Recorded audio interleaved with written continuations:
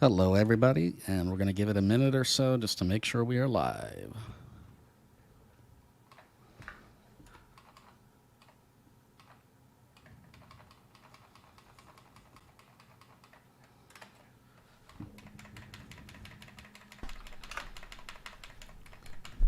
Hello.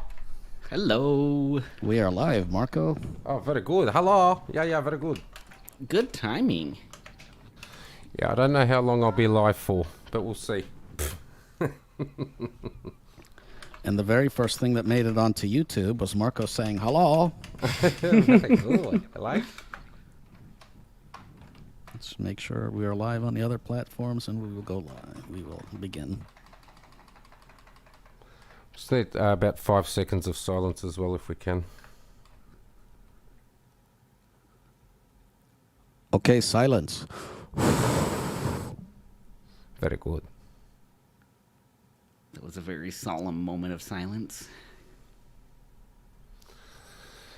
So the guy's up on the roof playing with the aerial, so if I disappear, just keep going. I'll try and get back. But at the moment, I'm down to 10 down and about 2.5 up. Which is very good. It could be worse.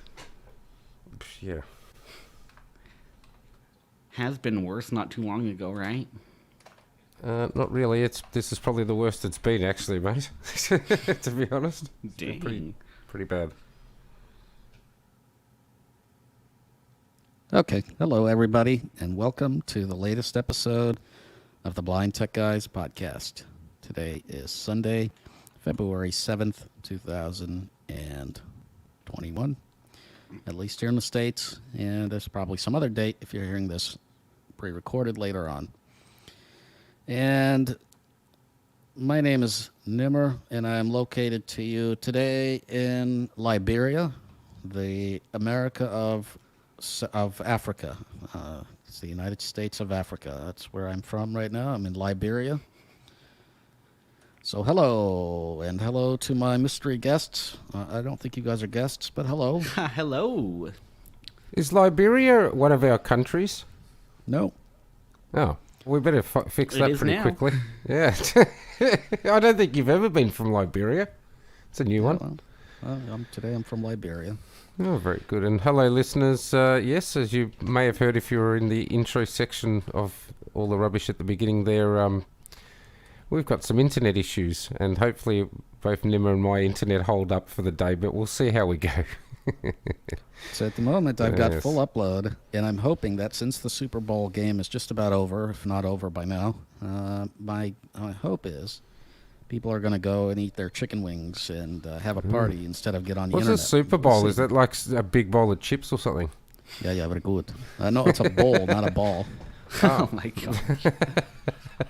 Yeah, it's a sport that's not really followed here, but anyway, I know that Americans like it, so I'm sure they would have been all going nuts over it today. Is rugby big down there, Marco? Not so big here in this part of Oz. It's bigger in the northern states than here.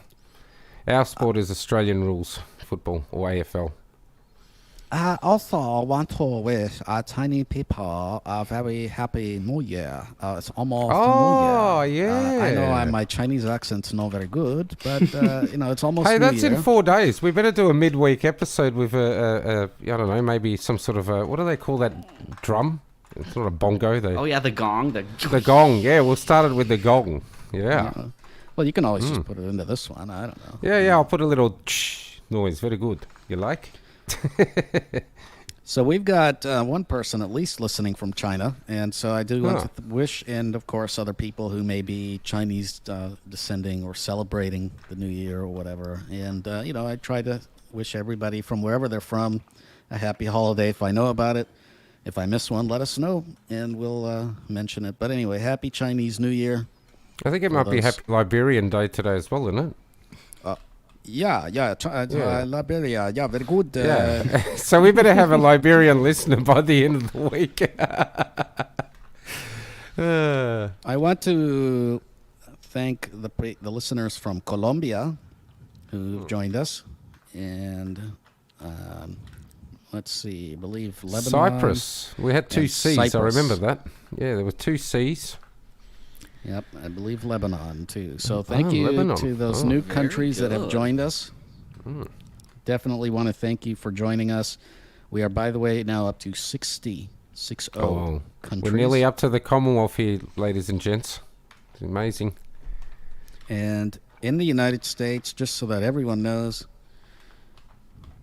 California is, of course, our most populous state, and it happens to be the highest one in terms of podcast listeners. Well, what a So- surprise that is. Yes, and we do have a total of 42 states and Washington, D.C., so very good. Yep, not quite all 50 states, but that's okay. And today we have a number of things that we're going to discuss, so I'll just go through those. Let me just make sure I'm not missing any announcements. Oh, I am missing an announcement. I want to thank Strap. I want to thank the Strap team for putting us in their newsletter. And they did mention our podcast. And if you'd like to know more about Strap technologies and the things that they do, definitely check out episode number 62. And you'll learn all about Strap, and it's supposed to be the cane replacement. So definitely an exciting podcast, and they did mention us in their newsletter. Also, I Yeah. want to thank Top Tech Tidbits, because they typically do mention us in the newsletter at least a couple times a month. So we definitely want to thank them for putting us in their newsletter as well. If you'd like a lot of tech news, particularly related to the blind, check out Top Tech Tidbits. They do have a email newsletter and a website that you can check out their Top Tech Tidbits. And I also, before I have to disappear for a few minutes, gents, I'll just let you know, I noticed that the Blind Bargains have got a new podcast coming out. Oh, very good. Yes, I was they've- reading that today. They've had a podcast for a long time. They've been known as the BBQ Cast, but they haven't had BBQ? it's the BBQ podcast. They have not had a podcast released in a little bit of time, so Long they're time, just getting yeah. back to podcasting. But they do have a podcast already, so BBQs, that's something that they cook on. something like that. Yeah, I don't know exactly how I think they had a competition of see who could come up with the best name, and someone came up with it, and they liked it, so they went along with it. Ring-a-ling-a-ling-a-ling. Maybe we should call up Marco. He didn't have his phone on Do Not Disturb. Ah, well. Okay, well, let's start with the news. What's new in the news? Let's check to see if we have any comments first. Nope, no comments. Okay. Actually, let's talk about what we're going to discuss today before we go on to the news. We have, of course, the news. And then we're going to talk a little bit about privacy, security, what you should do with your phone, how concerned should you be about privacy and security, what programs should you be using on your computer, that kind of thing. Marco will be demonstrating Surfshark. We'll talk a little bit about DuckDuckGo, if that's worth using or not, that kind of thing. Marco, if he's back, will be talking about fitness apps, and if he's not, we will have that in the main podcast that will be pre-recorded, so come back for that. But hopefully he will be back, and we'll talk a little bit about fitness apps, ones that he has tried out. In the Did You Know section, we will talk about Unigram. What is Unigram? Why would you want to use Unigram? That kind of thing.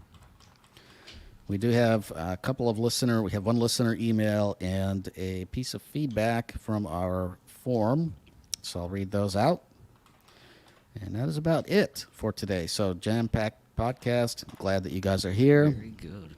And let's start with what's new in the news. Top article, PSA, do not wear your AirPods to bed. Uh-oh. You might accidentally swallow them.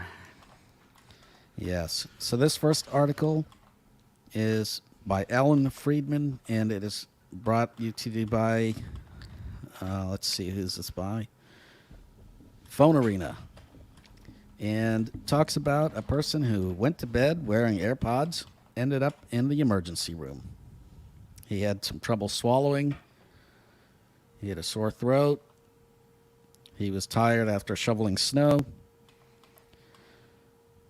He woke up. He felt like crap. He shoveled snow for another hour. He came back to the inside the house. Tried to drink a glass of water. Couldn't do so. He realized his AirPods was missing, one of them. He sleeps with his AirPods when he goes to bed, so he doesn't wake up his 6-month-old. Turns out he had swallowed it, essentially.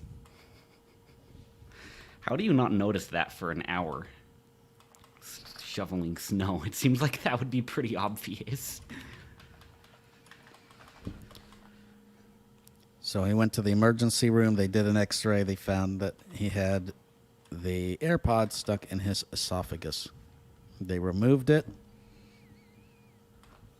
And there you go. So do not swallow your AirPod and go to sleep with your AirPod. And this next article is rather interesting as well. Turns out we have another, guess what? Security leak. Oh, geez, what a surprise. Surprise. Let's see if we can get this article to load. It doesn't seem to be loading at the moment. Very nice. But there has been a security leak about 3 billion usernames and passwords and email addresses. Very nice. Some of them are old, so they're not all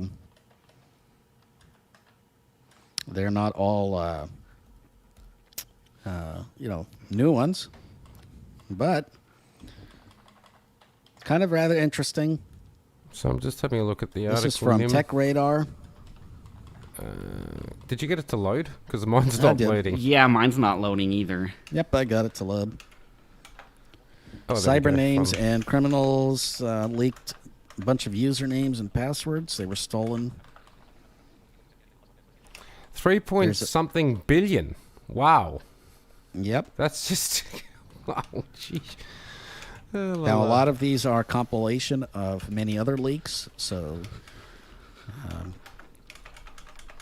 there we go. But still quite a lot of emails and passwords. If you're not using a password manager, do so. Change all your passwords to be unique, so do not use the same password for each service that you use.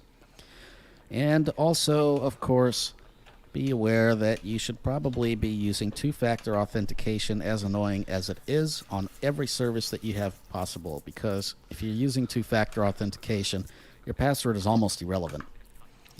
You know how many people hate you, like just go on about, oh, I've got to turn two-factor off. I know it's frustrating, but I don't understand, like, why do you want to have yourself compromised like that? I know it's irritating. It saves a lot of pain if you keep it. Yeah, just a quick note, two-factor authentication works on the premise that you have to have something that you know and something that you have. So what you know is your password can be leaked, it could go out to whatever. Something that you have, that means a security key. It could mean a text, although I don't recommend using texting as the two-factor authentication because your SIM could be stolen and your carrier could hand out a SIM to someone else or swap your SIM.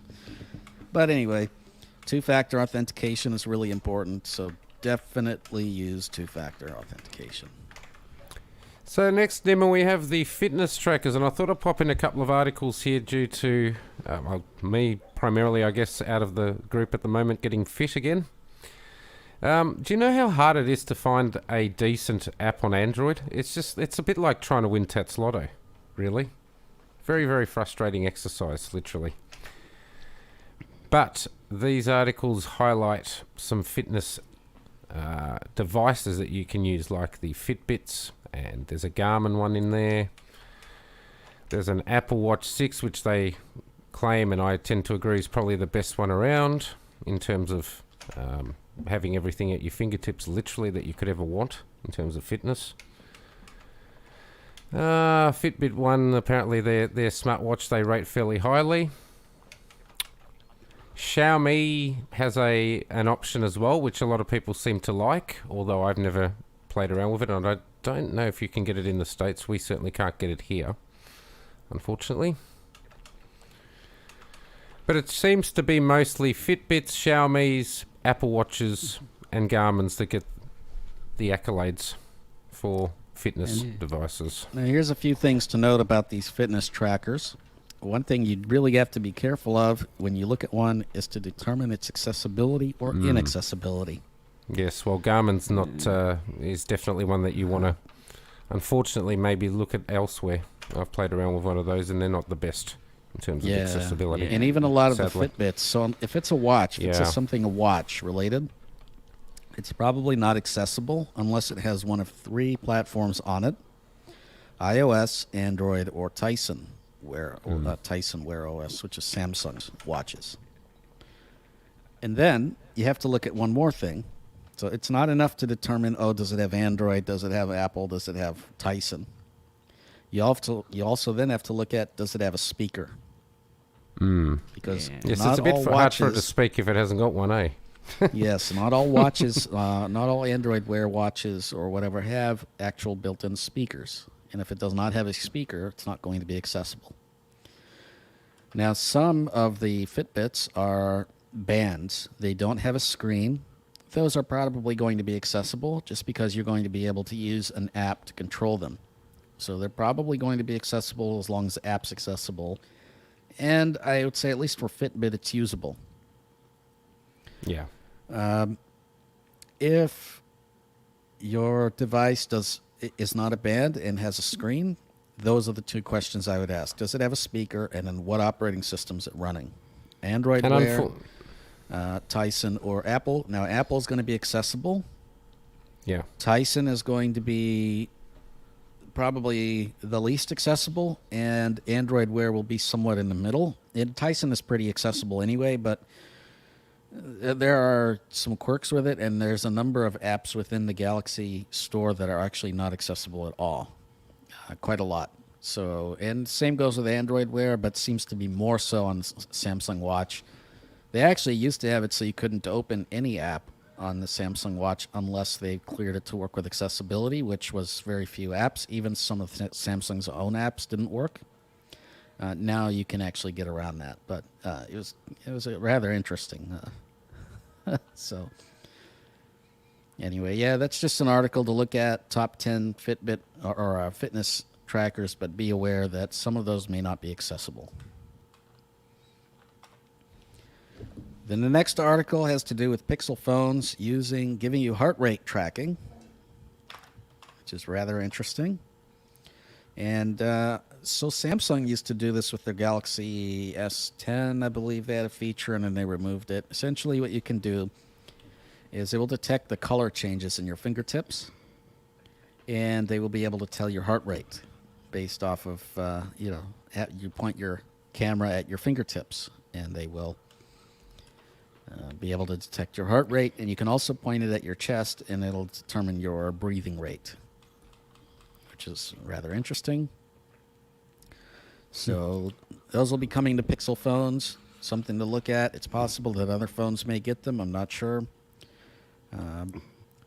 Pixel phones within the next month, though, it looks like. Yep. That's right. So definitely something to look into. They're not going to give you the most comprehensive tracking, just, it'll tell you exactly what your heart rate is or whatever. But, I mean, if you can read a pulse, then you don't really need a phone to do that. But, I guess it's good enough.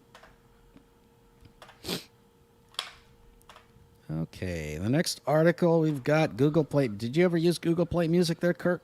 I did. I switched over to Tidal a couple months ago, but I used Google Play Music for a while, and it was solid. But now it's all rolling over into the YouTube Music, right?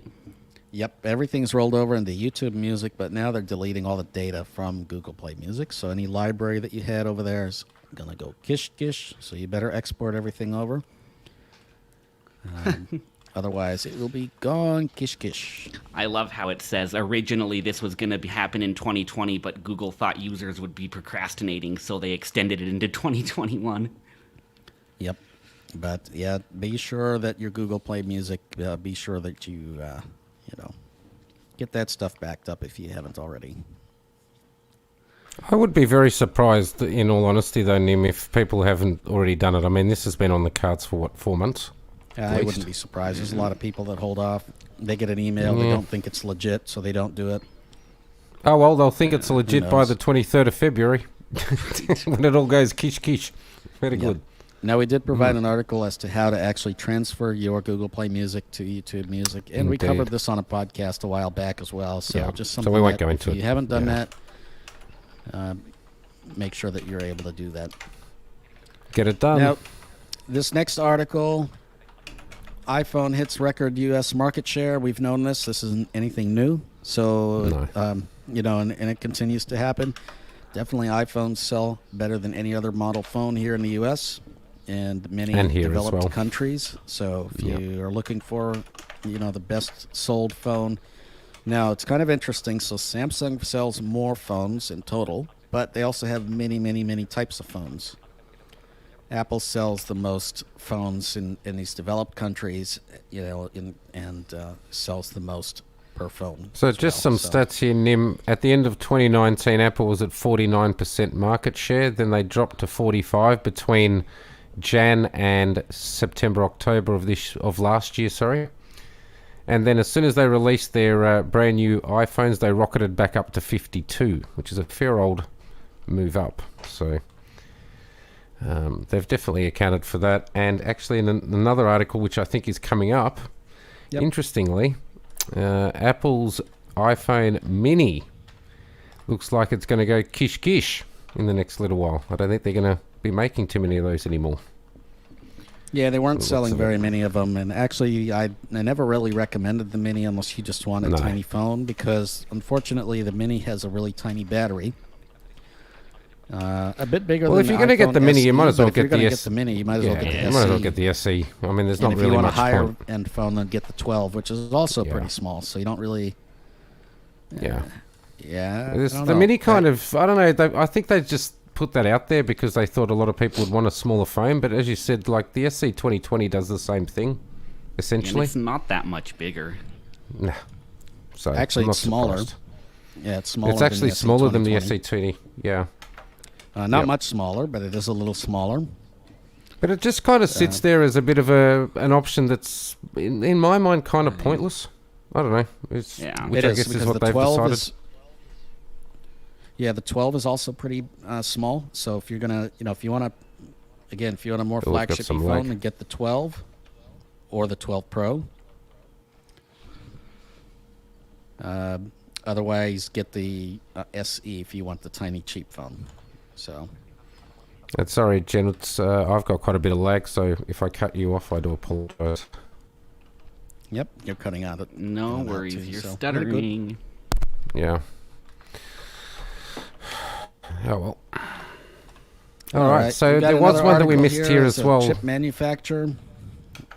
So TSMC, which is they make semiconductors, and a bunch of these different processor manufacturers use them to manufacture their chips, and Apple is essentially taking 53% of their business. So it's kind of interesting because they're also used by Qualcomm and MediaTek and others too. And So Huawei. Apple's- Yep, and Huawei, and pretty much any processor manufacturer. So kind of interesting. And then we got another interesting article that you might want to look at. Why are smartphone camera humps so huge? I call them humps. I know they're bumps, but they're humps. And we'll talk a little bit about, this article goes into a little bit about why they're so big and essentially how big the actual sensors in the phones are and that kind of thing. So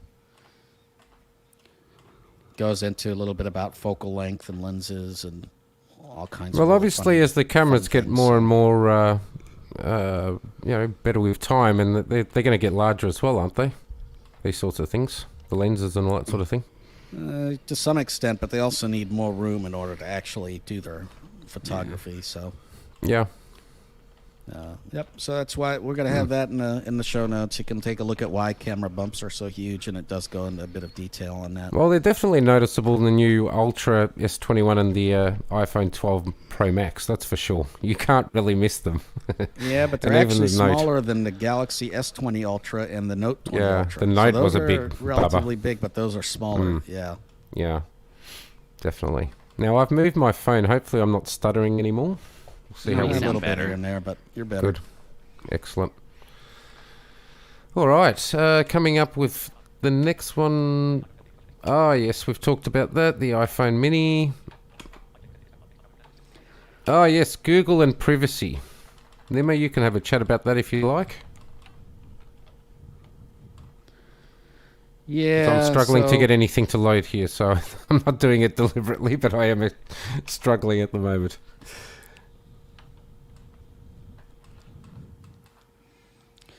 Yeah, so this article goes into a little bit about the differences between Apple and Google in terms of privacy and how each of them is using privacy. And Google values privacy, and Facebook say they value privacy, and Apple says it values privacy. And this article just goes into kind of what does it actually mean when they say that they value privacy, and how do they actually handle that on their various platforms. So, for example, one of the issues goes into like Facebook is not very happy because Apple is now going to begin telling users whether or not they are being, their ads are Compromised. actually tracking them. So, Yeah. I think this all started from the look of the article. There's quite a lot of technical information here, Nim, but it's all sort of stems from the COVID-19 tracking. Is that right? From the looks of it, I think that's where all this idea between the companies started. So Yeah, essentially, looks this article, I have no idea because it goes into a lot of mumbo that It I goes have into a lot of absolutely no jargon. idea. I think Yeah. it's a really badly written article, but it It's very essentially goes convoluted. It's into- really dense. Yeah. Yeah, it's a very dense article, but essentially what it does is go into the differences between Facebook, Apple, and Google in terms of their privacy and how they each handle the tracking of ads, and how ad developers get your data, and which one actually values your privacy a bit more. It does actually also mention Google in a good light, and I do tend to agree with the paragraph here where it's talking about Google valuing your privacy. I think a lot of people don't think that Google does, but maybe have a read of this article and do a little bit of reading around how Google treats people's privacy and stuff like that, and why it's important to them. We have talked about this on the show quite a bit in the past, so. But yeah, we'll see. I might even see if I can find a bit of a better article, because this one's very, very wordy, and Yeah, might this go is over a hard few thing to people's heads. summarize. Yeah. All right, so if you get an iOS 14.5 beta, or once you do get the actual build, you can use an Apple Watch to unlock your phone, and even when you're wearing a mask. So as everyone knows, iPhones have Face ID, and Face ID does not do very well with masks, unfortunately. Bing! Very nice. You like? I forgot to mute. Very good. I leave Yeah. off. I don't often do that. I think that's the first time I've done that. It's usually me getting Yes. nimmer. But if you have an Apple Watch, the iPhone will detect the proximity of the Apple Watch, decide that it's actually you who's trying to unlock your phone, and will allow you to keep the iPhone essentially unlocked while your Apple Watch is near you. I don't like this, personally. No, I don't either. Yeah. No. It's not very secure way. Let's say I'm in the same room as you, and or I'm your attacker, or I'm the government, and I snatch the phone out of your hand. Now I've got an unlocked device. Thank you very much. And I don't like that. I've always So- been a very, very much against Face ID. Exactly for that reason, Nim. Let's say that you're in a situation where somebody can get a hold of your watch or your phone, and they just point it at your face and unlock it. And I don't know. I just think it's a really, really poor security measure for anything. Should just not be used. And see, what I'm talking about isn't even the Face ID. This is even worse than Face ID. It's detecting another wearable that it's connected to. So it says, we know that you're connected to the Apple Watch. okay, we'll keep your phone unlocked. And Android devices, by the way, I'm not just harping on Apple. Android devices have a similar feature called Smart Lock, Yeah. and it is always something that I disable. Boing. Because I don't think it's a very. I think Well, it's a very, Samsung's been working on it for a while too, and I just wish they'd quit. I wish these companies would just abandon it. I really hate this sort of technology. I'm not a fan. Yeah, I mean, if you want to make it easy for people to unlock that, stick a fingerprint reader on the power button. I mean, Yeah, for real. Not under the screen. Yeah. I don't know. Look, I know that there's going to be a lot of fans of people, and I know of a lot of people that like Face ID, and there's going to be a number of people that disagree with what we're saying. We're just looking at it from a security standpoint as well. And if you want to have, I mean, I'm not the hugest fan of the way that the fingerprint's done these days, but at least that's a little bit more secure. Yeah. But Face ID is just probably the least form of security that you could have. It's almost as bad as text messaging. You know, when they send you those text messages to authenticate yourself, it's just as bad as that, really, in my mind. Yep. It's just not good. But Trey Bradley anyway. sends us a comment. What company is this? I'm sorry, I have absolutely no idea what you're talking about. We've had a Yeah, lot we're of the Blind content Tech in the news. Guys, and we actually take donations, Brad. So if you'd like to pop on to blindtechguys.com, we'll give you a good time. Very good. Yes. Harshid says, "Hey there, hi there, Harshid. Hello." Hey, Harshid. Hey, Harshid.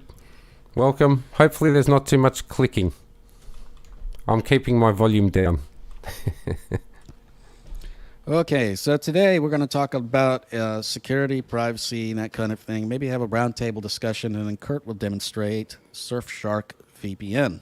And that's kind of our main topic of the day, because there's been a lot of talk about security and privacy and Telegram and Facebook and all these other ad tracking, and Apple's disabling ad tracking, or at least letting you tracking. know when you're being tracked. And okay. I was watching a YouTube video from a YouTuber, and they were talking about how a VPN makes you quote unquote hack proof, and I call bullshit. Yeah, that's I crap. think we need to For real. check Yeah, the, yeah, right.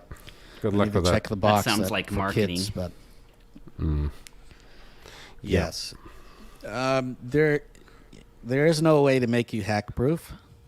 And I believe, my personal opinion is, the minute you pick up a smartphone, in fact, these days, the minute you leave your house, you've lost any kind of expectation of privacy. Now, I don't like that.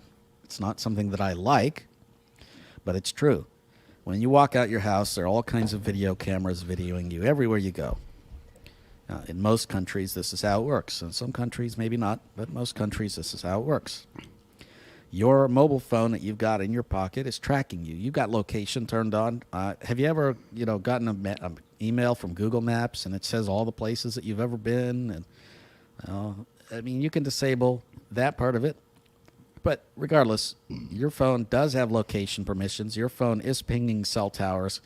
Your cell provider has a record of every single place that you go, if nothing else, even if you've got your location turned off. You've lost every single expectation of privacy as soon as you pick up a mobile phone and as soon as you leave your house. If you want privacy, you got to, and even in your house these days, how many of you have a Google Home? How many of you have an Amazon Echo? Guess what? Those things have a microphone that is always listening. Yep. So if you have any expectation of privacy, then what you need to do is you need to go live in a cave. And by the way, that's not even foolproof, because now satellites can see through objects and things like that. And so, but You're close still on enough. Google Maps. Yeah. Yeah. Go live in a cave. Do not bring a phone with you. Leave your computer behind, and that's your privacy. Yeah, look, the only whole guarantee. privacy thing, we've got to this point, seriously, Nim and Kurt, because a lot of us, or a lot of people, have not cared about their privacy that much in the past, nor that have they had any inclination to. That's right. my view. And people Yeah. have always said, why should I care about this? It doesn't matter. I I'm have not doing nothing to anything hide, wrong. yeah. I Yeah. didn't do anything wrong, so why should I care? So now that's a companies are problem. just taking it to the nth degree, and now companies like Facebook, like all sorts of other similar companies, are now advertising to you. You go out and buy yourself a I don't know, an iPhone 12 Pro Max, and then all of a sudden you'll see Facebook ads pop up about the cases or something, you know, so... Even if you disable it sometimes. Oh, yeah, even if you disable it, yes. Yep. Yeah. Companies, governments. There's been a story about how in the EU's trying to make it so that email or anything that is encrypted has backdoors. The U.S. has tried this as well.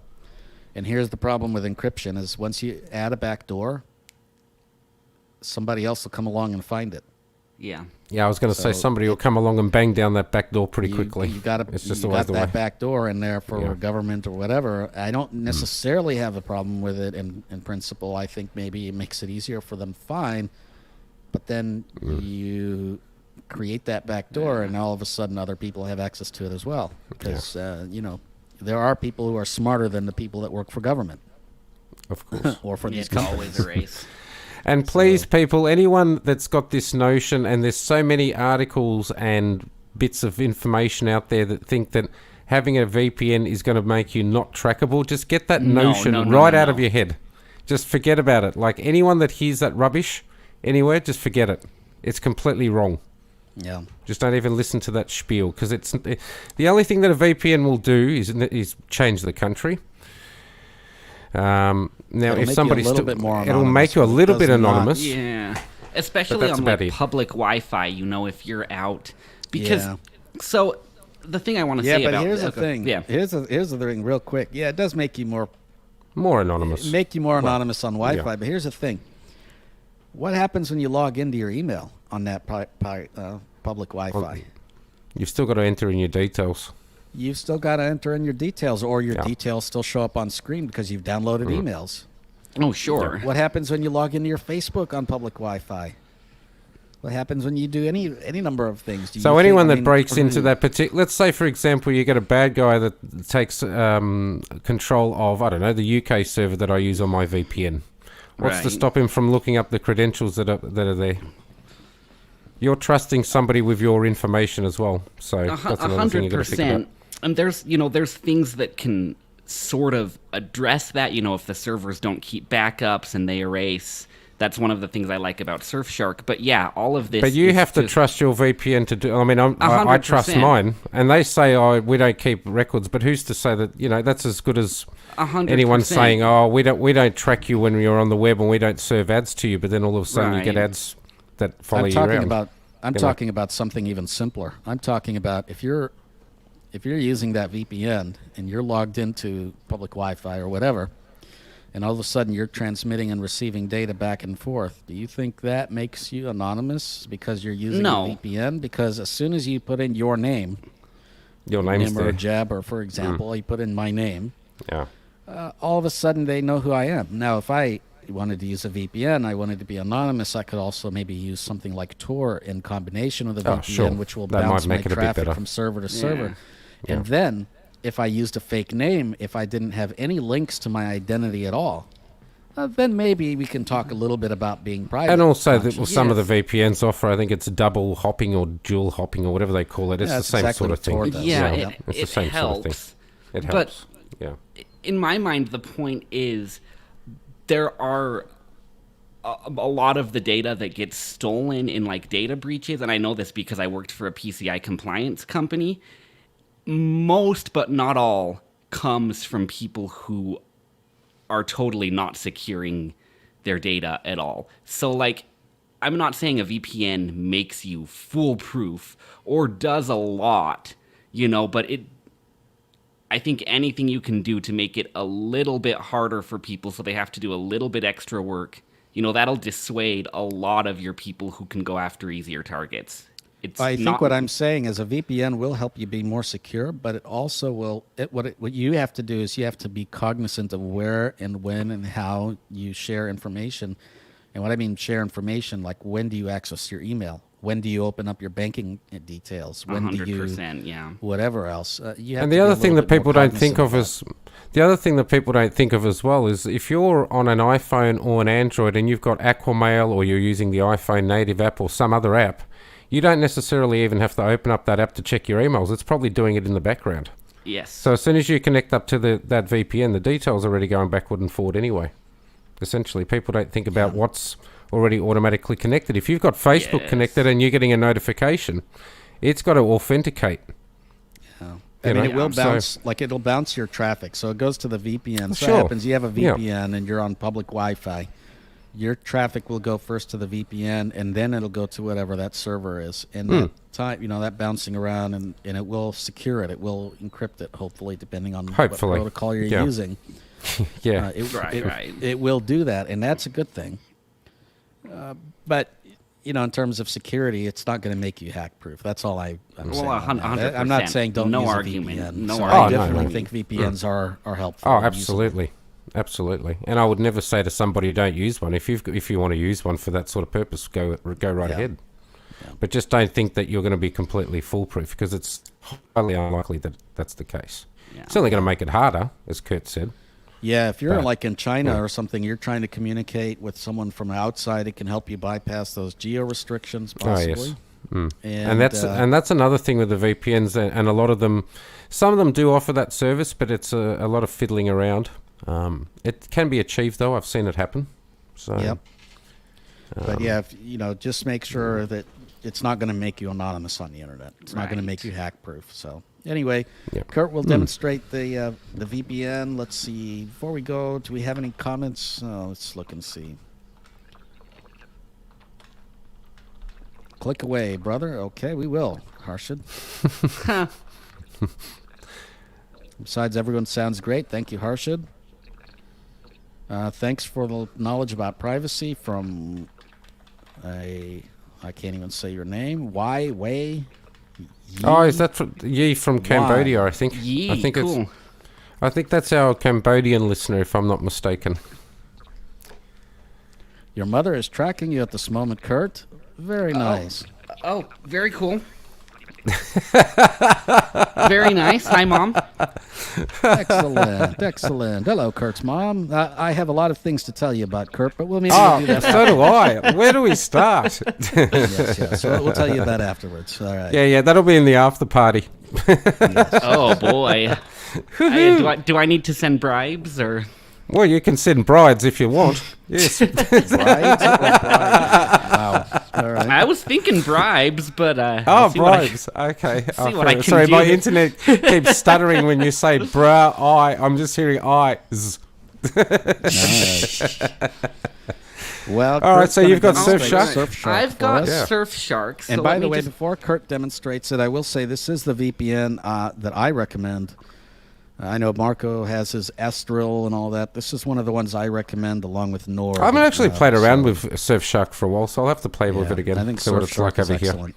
And by the way, if you're using it on a gigabit connection, it will definitely slow down your speeds, but all of them will. Well, they all not go. One that will not. So. Yeah. All right. Collapsed. Let's get back in. Why are you collapsing? Because Samsung doesn't like the back button. All right, let's do this the long way. Well, at least you're not. Are you having the double tap issue? Been having that for a while. I mean, I am, but. All right, so I'm going to open the Surfshark app. Space deleted. H-A-R-K. Submitting text. Rail keyboard hidden. Come on. Surfshark. Features. Tab. All right, so I'm just going to go through the app here from the top. I am connected to the VPN server closest to me right now. Swipe your IP. Swipe up or down to get more information about the connection. Connected. Show transfer data. Down. 1.55. So that's all of my information. I don't want you guys to know my IP address, but it's here. Information. Button. VPN Kill Switch. Not checked. Checkbox.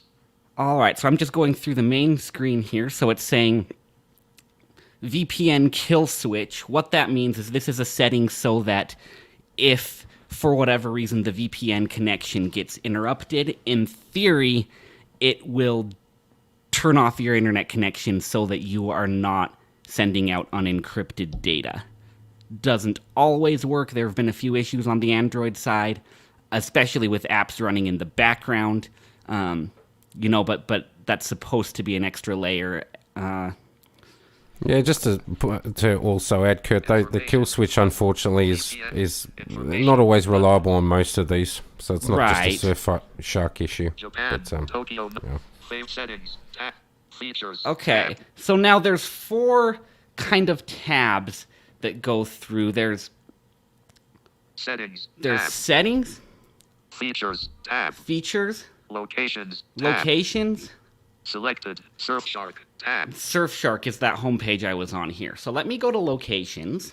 locations, tab, locations, selected, Glad the double tap is features, cooperating tab, here. Surfshark, locations, So I went to the top of the screen. information, search, selected, search, Search, so you can type a location. selected, locations, tab, static, tab, So now there's static tab. What that means is if you want a static IP, and the only reason you would want this is if you are connecting to, some websites will only work if they think that you're in the same place from connection to connection. I normally don't mess with this, but sometimes, especially if you are like wanting to work through the VPN, that's something that might be worth doing. And there's a few servers around the world that will give you that to just make sure your connection address doesn't change as long as you're connected to that. But normally not a big thing to worry about. multi-hop, tab, Multi-hop. Hop, is that like a rabbit? That's like a tigger or a frog. That's actually the feature that we were talking about before in terms of hiding yourself a little bit more. Correct. Yeah, So so if you're it's- going to use that, I recommend using Tor alongside, but yes, this is Yeah. good anyway. And that'll slow, if you use both of these, that will slow your internet Oh, down quite a absolutely. bit. But if you are really, really wanting that extra layer, not foolproof, but one extra layer for people to break through, it's a security versus convenience thing. I usually don't do it, but I've used it. fastest server, So I can tap on this to go to the fastest server, nearest country, nearest country, favorites, favorites. server load, button, All right, so let me fastest just multi-hop, search. static, selected, load, search, I'm gonna see if I search, can. edit box, Is Braille there keyboard any in displayed. Liberia? LIBERIA, submitting text, Braille, clear, no results, All right, so there's no servers in Liberia. clear, Oh, Liberia, trying That's to- it. good. That's So what it. will I I'm not do? getting it now. I'm sorry, I'm not getting it. You've just talked me out of it. So sorry, Oh, good. I was gonna make sure we had a listener from Liberia today, but looks like that's not gonna work. So let me try. I'll You were say gonna. nice You were gonna. job. RALI, Tampa You- Bay, you were gonna- nice job. Very nice job, Ooh. Tampa Bay. Yay. You were Yay. gonna actually If get anybody onto cares about the Liberia. Super Bowl, not me. But if Super you Bowl? do, You're actually going to get into Liberia and make sure that we had Liberia as our next country, weren't you? You're going to 61, download the yeah. episode. Yeah, yeah. Absolutely. Very good. All right, so I just typed Australia in the search box here, locations, server load, favorite, Australia, Adelaide, so I can connect in favorites. No, Adelaide you don't if want I that one. want. That's a Australia, Brisbane, no. Skip favorites, that one. button, Australia, Melbourne, Oh, very good. favorites, button, Want that? I can connect from. Maybe I'll have faster internet than you do right now. I was going to say you probably will, Kurt, just quietly. favorite, Australia, Sydney, All right, let's connect through Sydney. Sorry, just Surfshark, so I just service, tapped. connecting, I just tapped on that and it said service connecting. Surfshark, Now I'm going to the. your IP address. Swipe up or down to get more information about the connection. Connected. Show transfer data. Down. 6. More. Button. Ever got your email? Close. Close. But ever got your email leaked online? Oh, so this is an ad that comes up with. Swipe up. Your IP So do address, they still give you information, ads even button. if you've subscribed to them? So that is an ad. It's the first time I've seen it, but what that is they have their own little, extra thing you can sign on to that's supposed to be, spam protection.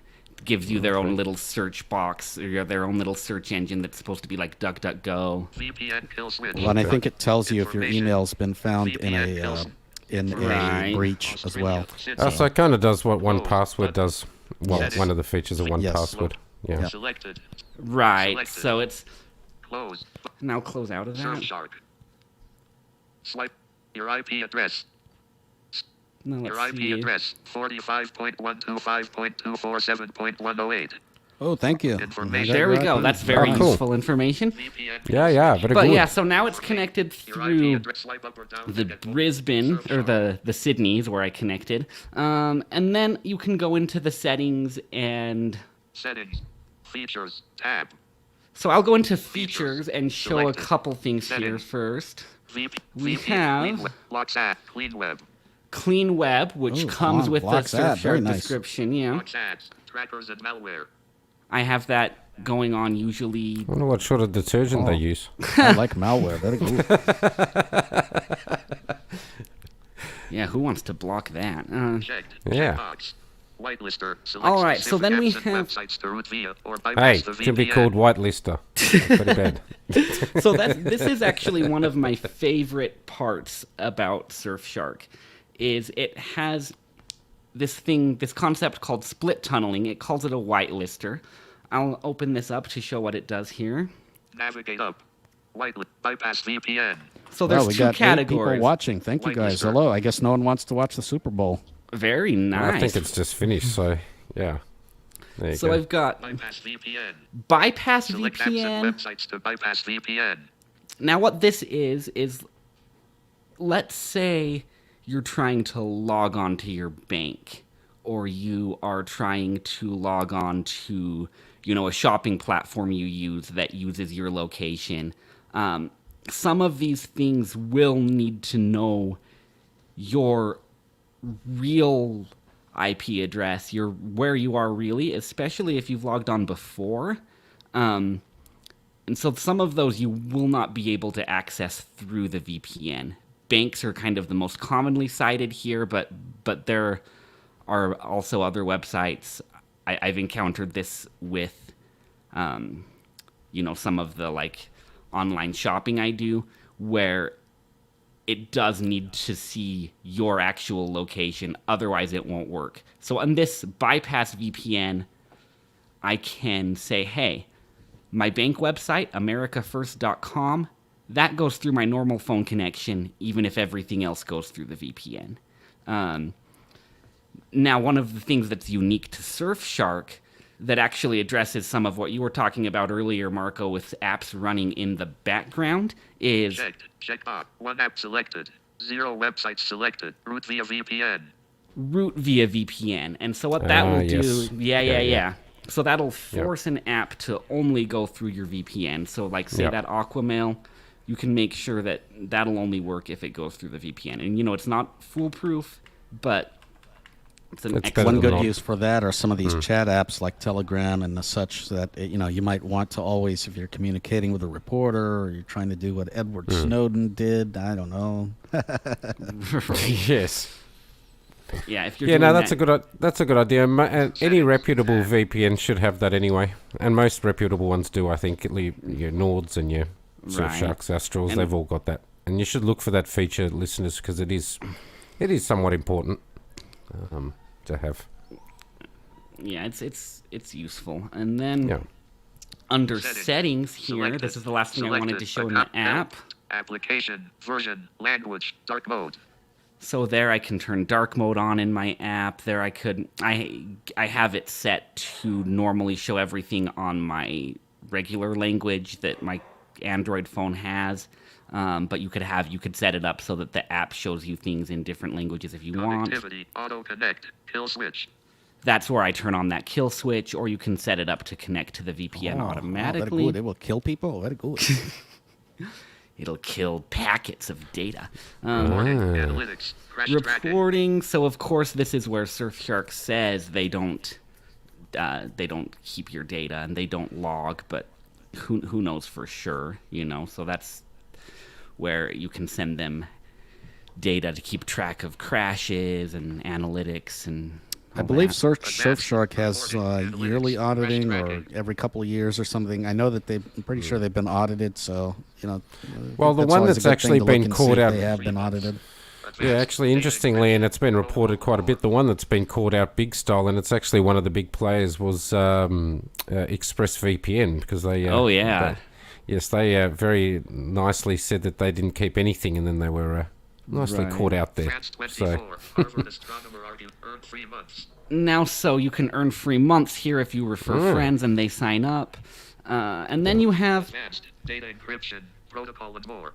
data encryption, protocol, and more. I normally don't mess with this, but there are different VPN protocols. The WireGuard Be sure to is set to WireGuard. you should have Yeah. it set to WireGuard and probably have I it set do. to 256. And I do. That's usually going to work pretty well.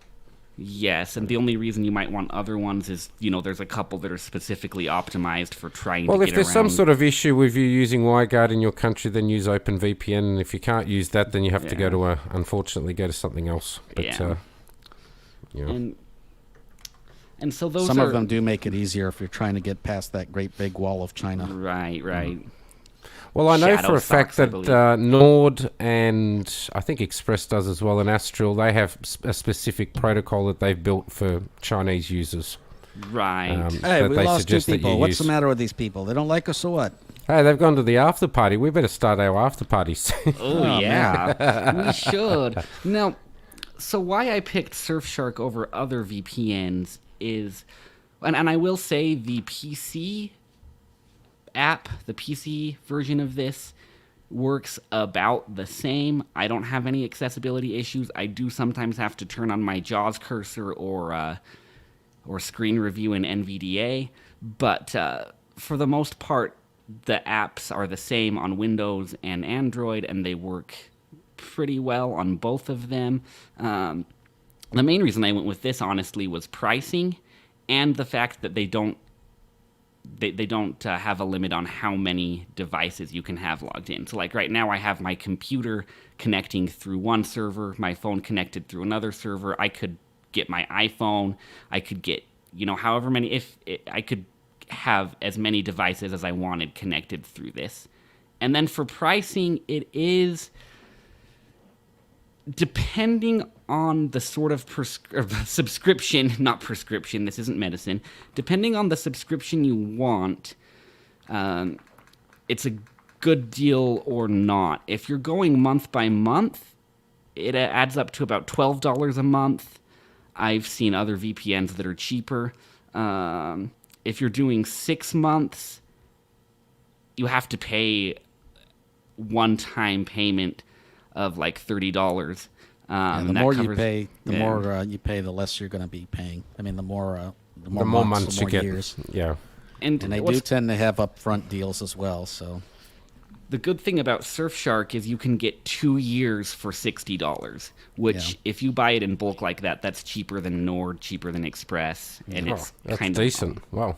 but the price after that point may go up. But yes, you start out with 2 years at that price, and then at that point you can look at other ones if you need to. So that's Surfshark VPN for everybody. We've got some Excellent. comments, and they're rather interesting comments.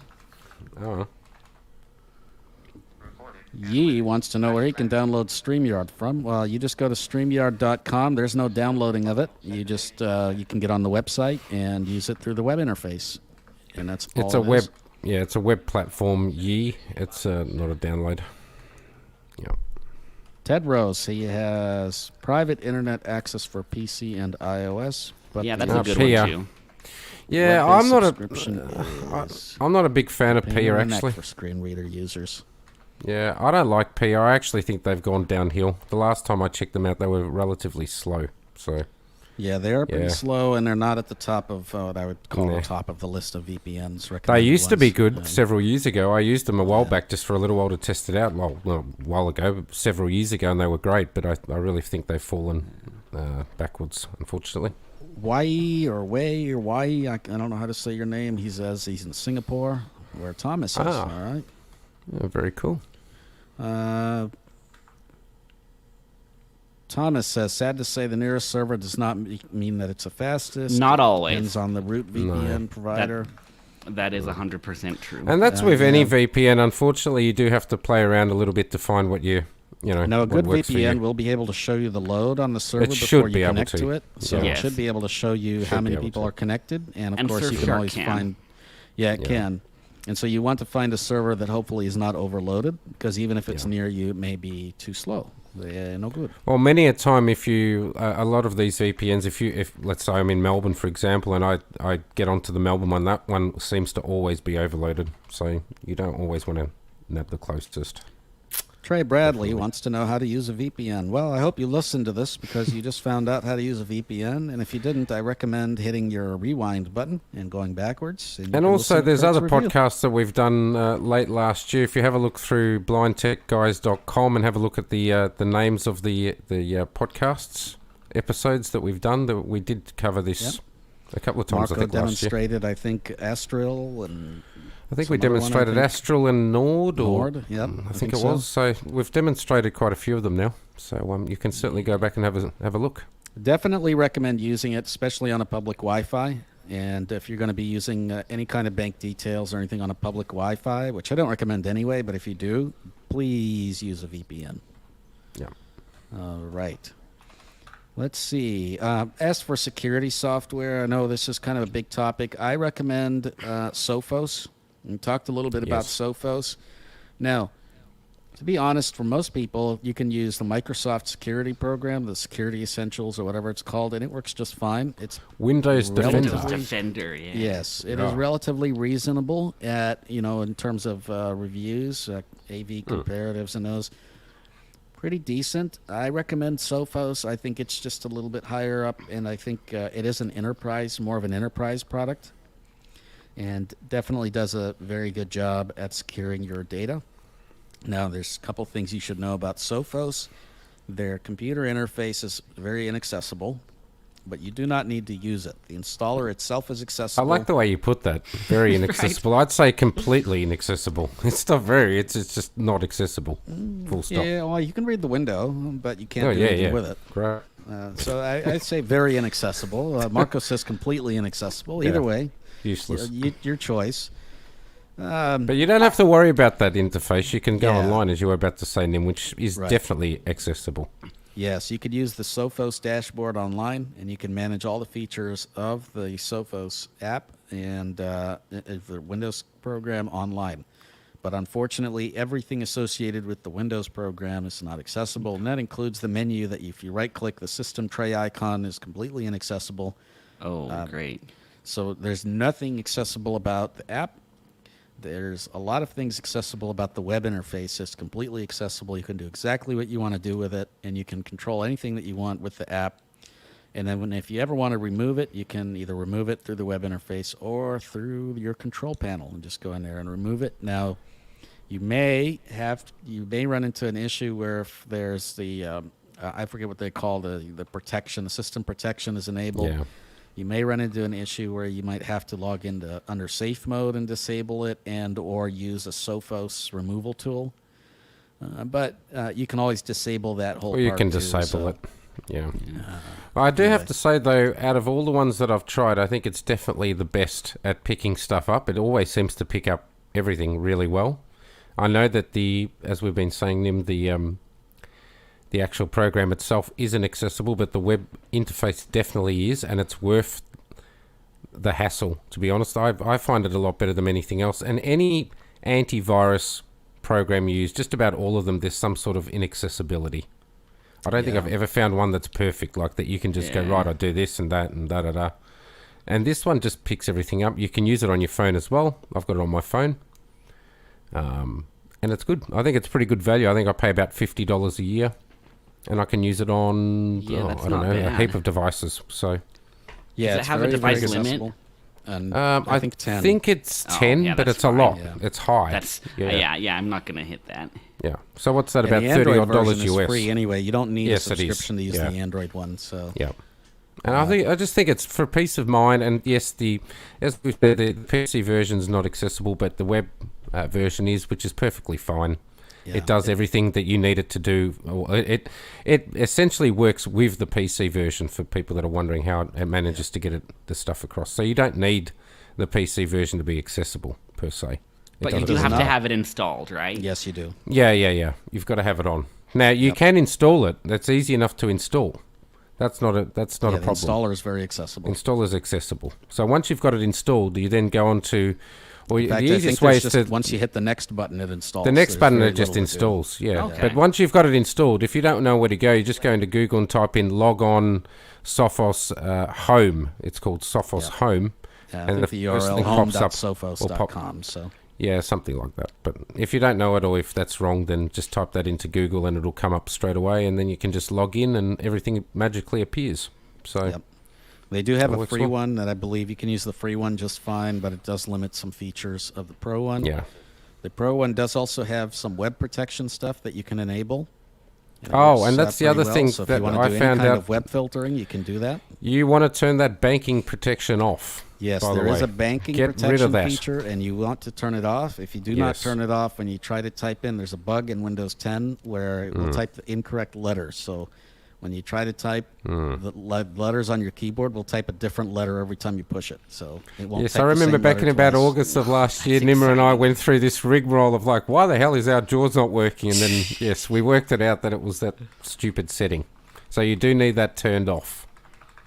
And I think by default it's actually turned on. So if you do have Sophos and you do encounter that problem, turn it off. It will solve it. But yeah, that's security for you. As you said, Nim, I agree. Windows Defender is pretty good for what it does. I mean, it's free and Yeah. it does pretty well. I mean, it picks up pretty much most things. And it will work Um, on Windows, and I believe there's a Mac version. It will work Yep. on that, so definitely recommend it. Now, on mobile devices, it's kind of a hotly debated topic. Do you need security? Do you not need security? Do you need antivirus? I know that Google Play Store does scan apps, and Google Play Protect scans your apps.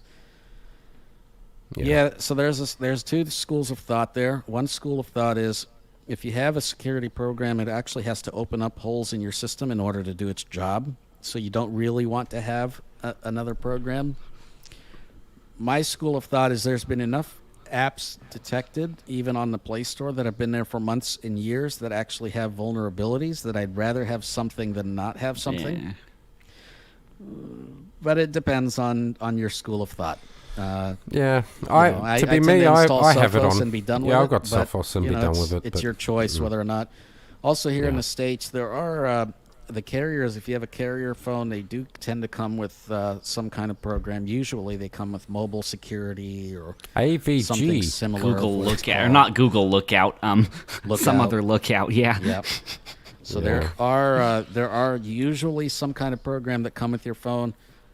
I would tend to get rid of the garbage and install Sophos. Yeah.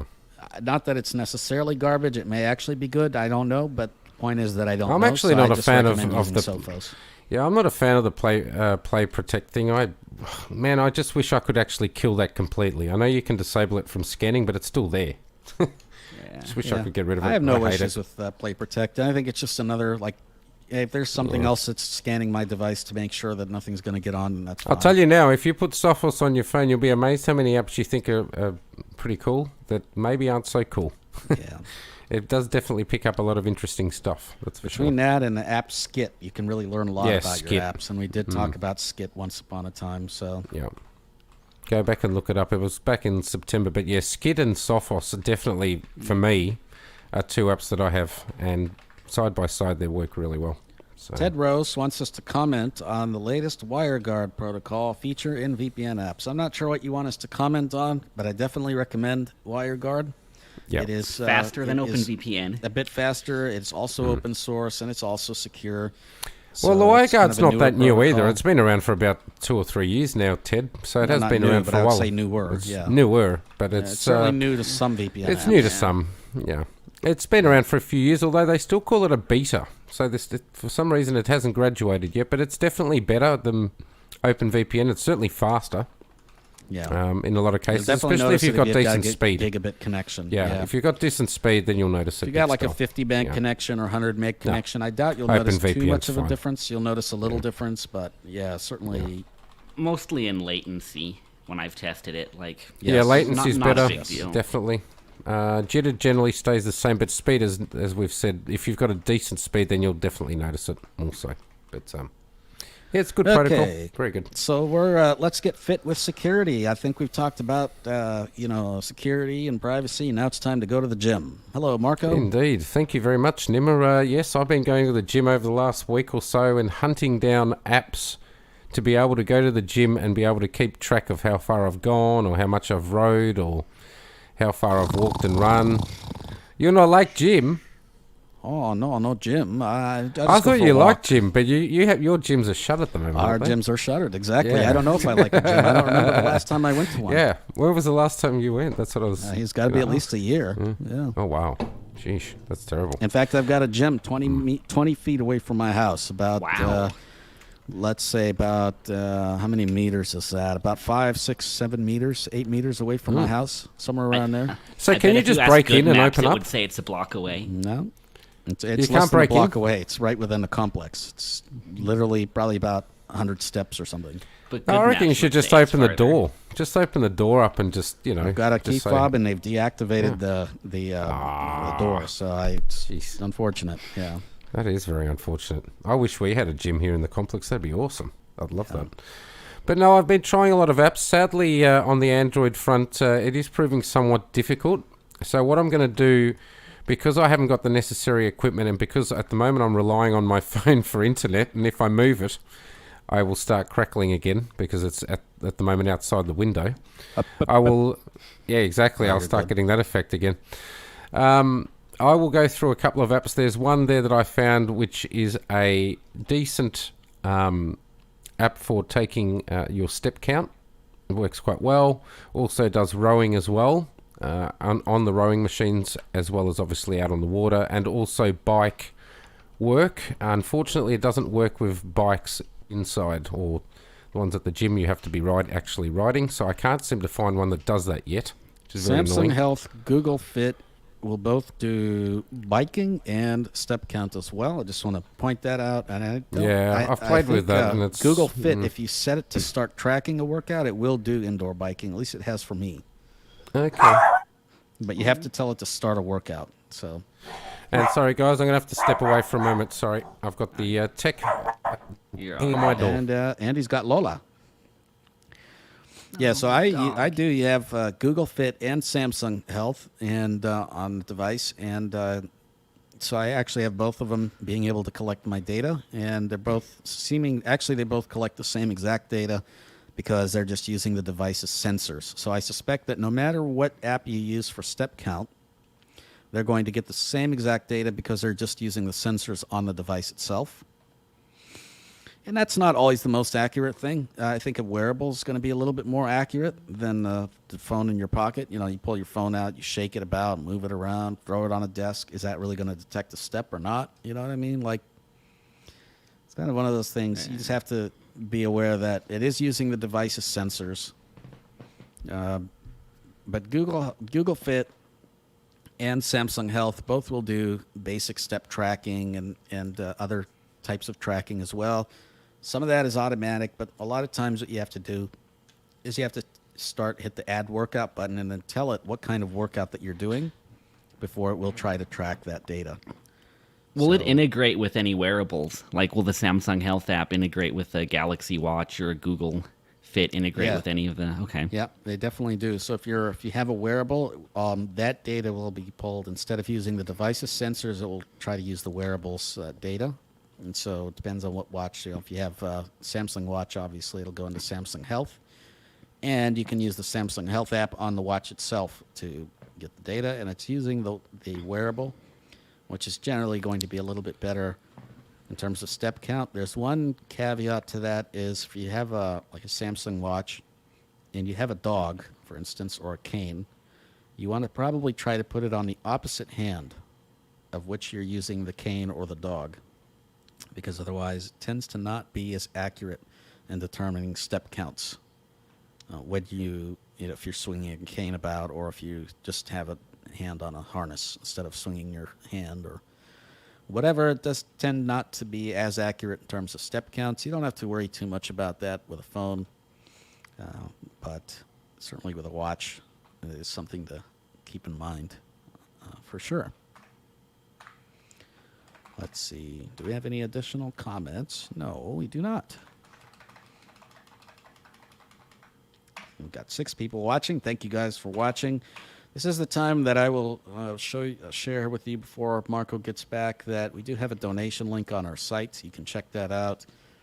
at blindtechguys.com. You can go to the support us link. Please donate. If you find this podcast valuable, this is the way we can be picking up more devices, buying more apps, doing these reviews, paying for our monthly subscription costs, and for StreamYard, and for what's the other service we use?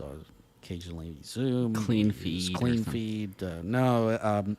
Transistor. There we go. Yeah. That's what I'm trying to think of, or a podcast host. So we definitely appreciate any donations you can throw our way if you find it valuable, and if not, that's okay too. And it doesn't have to be a big donation either. If No. all you can afford is a couple dollars, then we will very happily take the couple dollars, because every little bit helps the podcast keep going. So don't feel like it has to be some grand, if you throw $50 or That's right. less, and any little bit helps. Do want to thank Thomas Chan for his donation. He donated $10 to us last week. Definitely want to thank you for that. And yeah, of course, Kirk paid his dues too, so very nice. And yeah, but definitely want to look for, or definitely want to request that you guys do that. And also, if you like this podcast, feel free to like it. Hit the like button on the YouTube or the Facebook or whatever. Hit that share button. We want to get more subscribers, definitely, and keep growing. And not just for the growth, but to actually get people to know about who we are and that you enjoy the podcast and that kind of thing. So please hit that like button, hit that share button, hit that subscribe button, hit the notification bell, the bell on YouTube. And that way you can get the notifications when we do go live. Definitely appreciate that. All right. Let's see here. Let's talk about Unigram. As Marco is seeming to be preoccupied, he might have to pre-record that later, or we'll see when he gets back. Talk about Unigram. So did you know, this is our Did You Know section. Unigram is a Windows app that will tie in with Telegram. So Telegram is, of course, a chat app that a lot of people have been talking about lately, trying to switch away from WhatsApp. And it's probably in between so there's three of them that are popular: WhatsApp, Telegram, and Signal. Telegram is kind of in between the privacy security thing. Signal is the most secure. Telegram is sort of in the middle. WhatsApp is definitely not. Now, if you want to use Telegram on the computer, you can use the web interface, but it is a bit clunky. It's messy. It's a bit messy. You certainly can. Don't necessarily recommend it. There is a Windows 10 Telegram app, and again, I don't really recommend it, and I don't even remember how accessible it is. I'm pretty sure it's just not really that accessible. But I even tried if it. it is, It's pretty not really. clunky. Yeah, I tried it, but it was way back. So anyway, I don't really recommend the Telegram app. If you're going to use Telegram, you could use the web version, or you can download this app called Unigram, and it's sort of it's a third-party app that plugs into Telegram. Very nice app to use, very simple.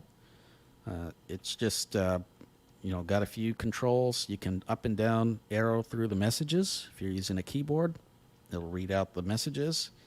You can open a message and then hit Shift-Tab a couple times and use your up and down arrow keys to move through the messages. There's a lot of tabbing and Shift-Tabbing, but generally a much better experience using that than using the Telegram on the web. I hear there are JAWS scripts. I have no idea what they do. I don't use JAWS. I don't know. Do you know, Kurt? I don't really know anything about that, no. I Okay. mostly use NVDA myself, so... Yeah, so anyway, I think Doug Lee has some JAWS scripts, so if you know about those JAWS scripts, or if you'd like to tell us, you can. I know they exist. I have no idea what they do or if they're actually needed, but it does work very well with NVDA. Works quite well. You can listen to voice messages, you can record voice messages, you can listen, or you can send and receive text, you can attach photos, and that kind of thing. So definitely recommend the use of Unigram. And is that free, Nimmer? Yes, Unigram is free. You can get it as a Windows 10 from the Windows 10 App Store, I believe. You could download it as well, and I think they have a GitHub. So They do definitely indeed. recommend Unigram. Now Marco's back, and that was the Did You Know section about Unigram, but now he's going to get back to his fitness, and then we'll do our emails of the day. Excellent. So, We yeah, did it a there was little backwards here. Oh, very good, Nim. I'll enjoy listening to the show as I'm editing it later, not knowing what's happened. Oh, yes.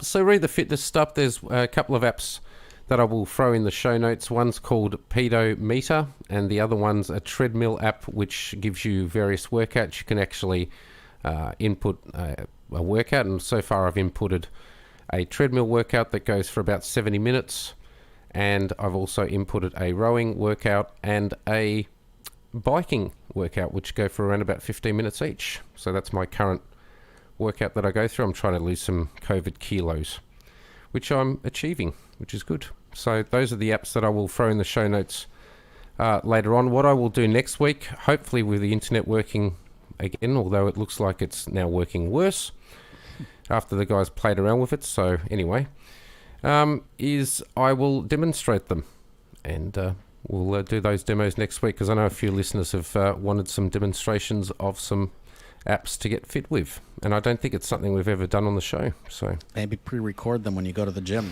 I don't know. well, actually, I was thinking maybe, well, I work out pretty much every day. I might one night just record how it works. I'll you know, how it all happens. I'll get the ambios out so you can have a bit of a, you Yes. know, a bit of a recording of that, and then we might put that up on next week's show. We along were with the talking demos. about a little bit about, just so you know, the difference between the wearables and the phone. So the phone, any app that you're going to use on the phone, essentially is going to be using the phone's sensors. So if you can track your steps using Google Fit or Samsung Health, like any other app isn't really going to do any different results. No, they all Because pretty they're all much the going to same. be using the Yeah. same sensors Yeah. on your phone. Whereas if you want to have better tracking, then you definitely want a wearable. And then, of course, if you're using a workout app, make sure that you start the workout and you select the workout that you're actually doing, because they sometimes will try to do auto tracking but don't always do very well. So, for example, if you're going on an indoor run, you know, say that that's what you're doing. In the Google Fit app, for example, you can say add workout and then choose indoor run or whatever. And that's how you can do that. So The one Anyway. thing I do like about the Treader app, which is called Treader, is that you can actually hook it up with the Google Fit, which is pretty cool, but then you can also create the workouts and it automatically exports the results straight through to that. That's why I tend to use that one to create my workouts and stuff, because I know that as soon as I press stop, it'll automatically just output everything across. Now, as you said, Nim, if you haven't got something to wear, it's probably not going to be quite as accurate, although it's actually not that far off. Even when you look at the gym equipment, I've had somebody look at the gym equipment and me measuring what's come off my phone. It's not that far off. I mean, we're only talking like a few calories over like an hour and a bit work, so it's not that far off.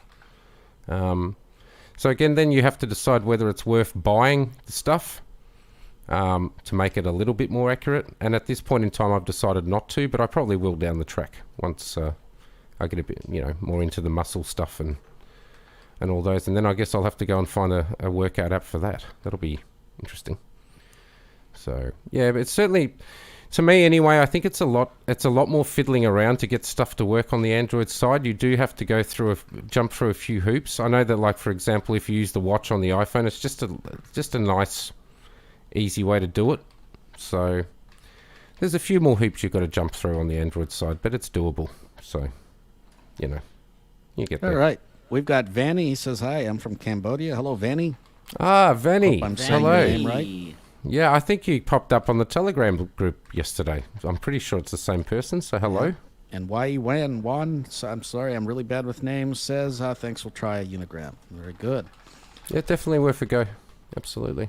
Speaking of try it now. Telegram, we do have Telegram group, WhatsApp group, Facebook, Twitter page, all that. You can find all that on the website, so blindtechguys.com, and there'll be links to all that, and they'll be in the show notes as well. Indeed.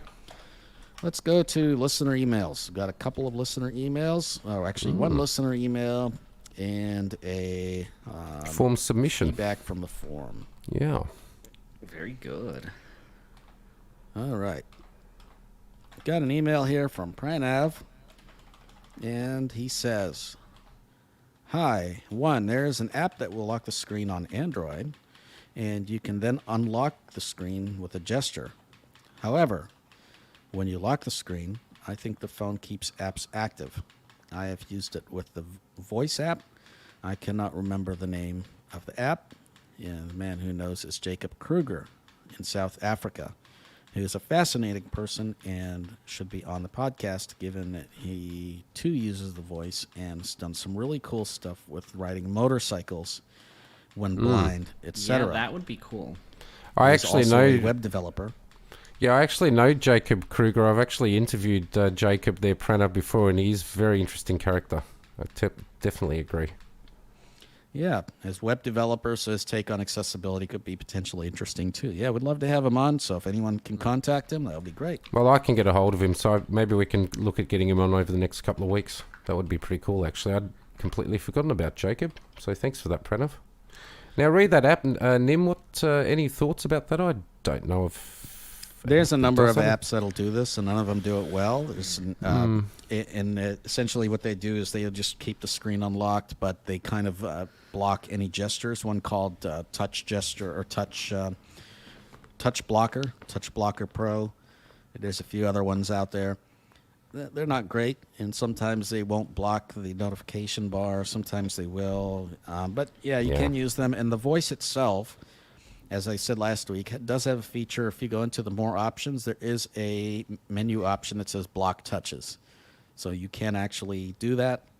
And I'd recommend that, obviously, if you're going to have the phone in a shirt pocket, for example, or something like that. So, but these things don't really exist on iOS as far as I know. I've never run into them. If anyone knows different, let us know.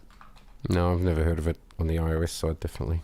So, anyway. And number 2, he says, thanks for the demonstrations of Super LiDAR and seeing AI. Remember, LiDAR is something that will tell you the difference to an object. The magic of object recognition happens with the camera. You did say that on the podcast. It's crucial to stress that so that people understand. Yes, that's definitely true.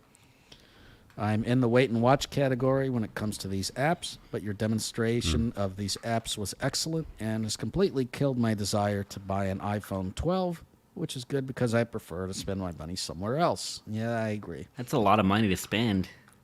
Yeah. Look, I think as we talked about last week, boys, I think this is a technology that can only get better. But unfortunately, with a lot of these things, the first initial release is never going to be there's going to be room for improvement. And that's like anything. I mean, you look at the first Apple Watch that came out compared to what it is now, or anything that comes out as a first, it's never going to be brilliant. So it's a wait and see, I think, for this one. We'll see. He does have a third question. I'm going to answer that off the podcast as it sort of relates to me directly, but he does want someone to come on Hey, to talk he about not like artificial you. intelligence. Oh, No, very good. that's He like not you. it. Oh. But I will read that. I will respond to that directly. It's good. about trying to get someone on to talk about artificial intelligence, which could be interesting. Oh, cool. You could That get could like be a fun. bot on. Yes. Yeah. Very good. And then number 4, he says, yours is the only podcast I have incorporated into my routine. I listen to it while walking in my semi-accessible treadmill and have managed to almost double my exercise time. Yeah. Well, we'll Grim. just have to Very make sure I good. cut less Excellent. out. I'll cut less out so you can exercise more, Pranav. Yes, How's that yes. sound? Yes, very nice. Number 5, I hate in-screen fingerprint sensors. My Agreed. Nokia review has it, and there are many times where it does not work, no matter how Yes. hard I press. I want to change my phone because of this, but that is a separate discussion. Not really a separate discussion. It's a good discussion. No, I think it's a good discussion. fingerprint sensors are kind of, it depends on your preferences. I don't mind the in-finger one. I actually, in-screen ones, I don't mind them. At least the ones on Samsung devices work quite well. The ones on OnePlus work quite well. When I say quite well, I mean for in display They work fingerprint relatively. sensors Yeah, they work for okay. what they are. You will have better luck with on the back ones, physical ones in the power button, except in one instance.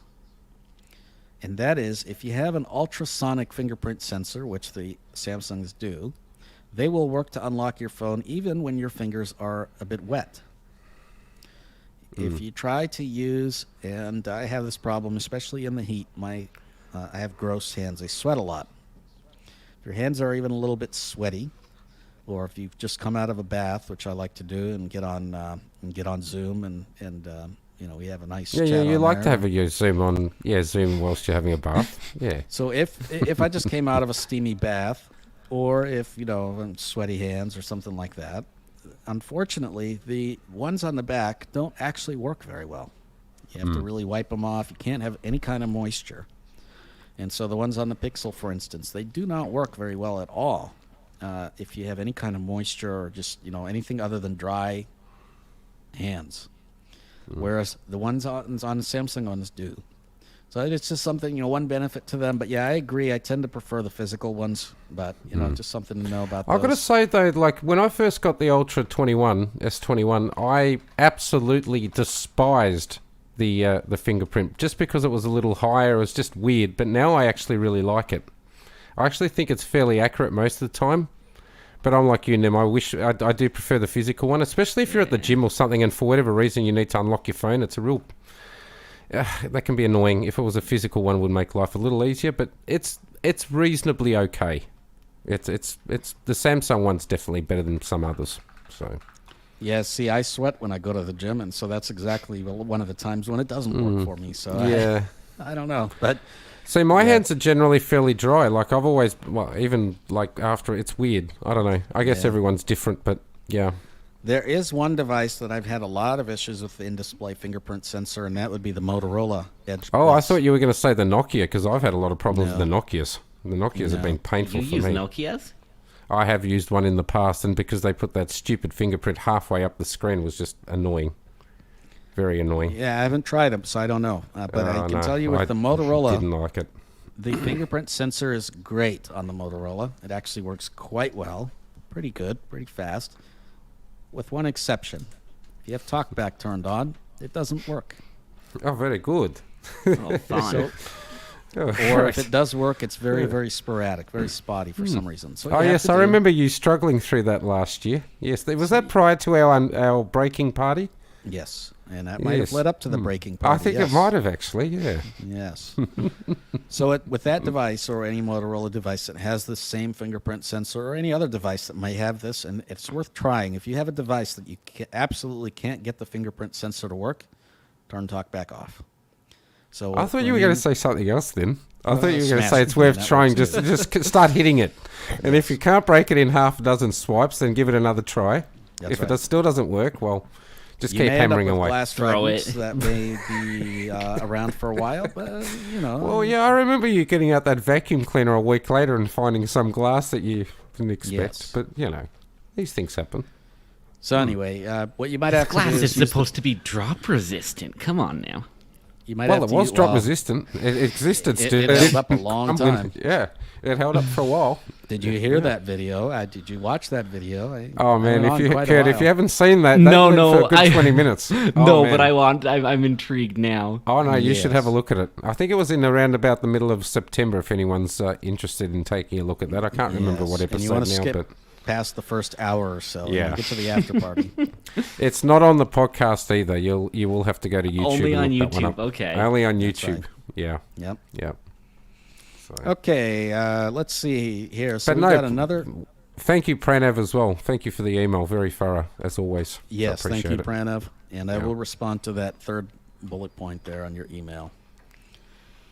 Okay, we got another piece of feedback here from Thomas. And sent us this. Oh no. What do you think of the Blind Tech Guys podcast? I think Nimmer is great and Marco sucks.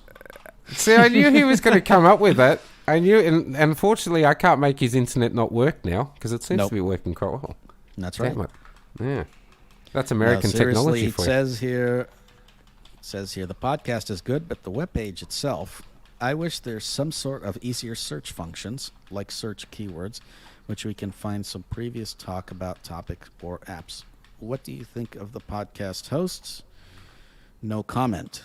Your Oh. name, Thomas Oh. Chan. He gives us his email. I'm pretty sure I'm not supposed to read that out loud. No.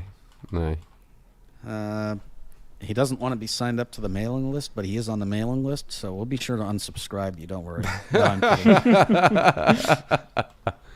And he does want his feedback read out loud.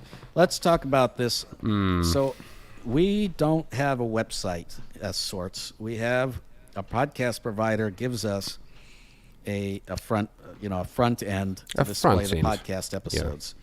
This is the same with Buzzsprout. This is the same with Podbean. This is the same with Any of them. All of them. Yeah. If you're using a podcast host, they will give you this, and it's meant for you to be able to just send users there to look at the podcast. Now, it happens to be that Transistor gives us a lot more flexibility in terms of being able to actually edit the HTML and add certain things to the footer. So if you've noticed our website, it's kind of weird looking and not necessarily how I would choose to put together a website. However, it is the best that we can do with our podcast host.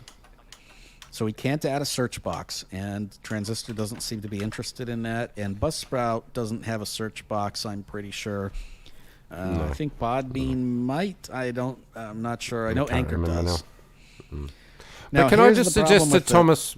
Sorry, Nemo, I was just going to say, can I suggest to Thomas, if you have a look at our website, and I'm just on there at the moment, we do entitle our episodes, especially since about episode 38 onwards, very well. So if you click on the link right up near the top that says episodes, you can at least scroll through and find an episode that you might be interested in. Like, for example, if I go down the page, I can find...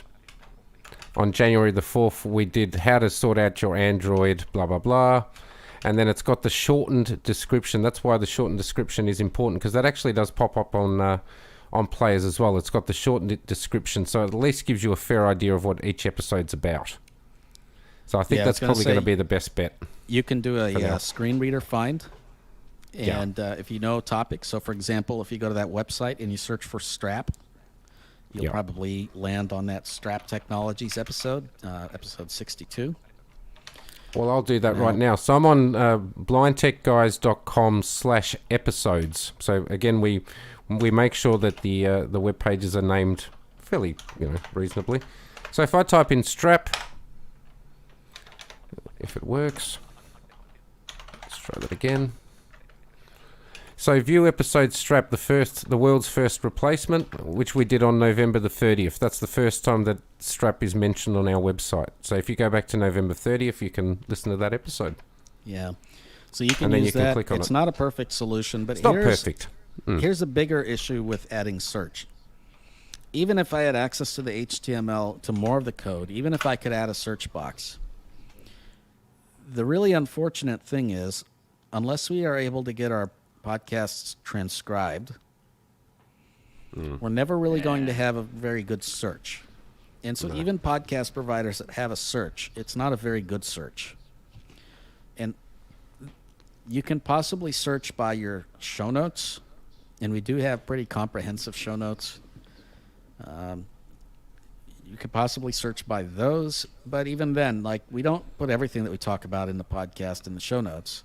No. So the search, even at its best, even if we manage to find a provider that has a search, will never be that good unless we can get our podcast transcribed. Now, I would love to get it transcribed, but the worst of all transcriptions is going to cost us a few dollars an hour, and that's just a very raw transcription, no punctuation, very, very, very much a raw transcription. If we want a human to edit it and look at it and actually truly, then you're looking at do a good job with it, we're going to be paying a good $50 to $100 an hour. Yeah. Quite a lot of money. Which adds up with this podcast. Yes. So if you're willing to help us out, you're willing to donate, and you would like to see transcriptions, hey, we would love that.